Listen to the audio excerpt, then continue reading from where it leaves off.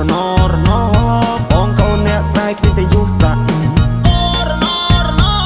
នាងប្រឹងតាមផ្សាយតែណាមានប្រាក់អោក្រមុំមុំបងហើយពេលនេះត្រានត្រៃមិនក៏មុំមងទៀតទេរាប់ឆ្នាំរាប់ខែទៅហើយបរងចាំចម្លើយតែអូនមិនជាយកទេនាងឡើងចូលដល់ដីថ្មីគេធ្នមចិត្តស្រីចង់បានហើយក៏បានដែរ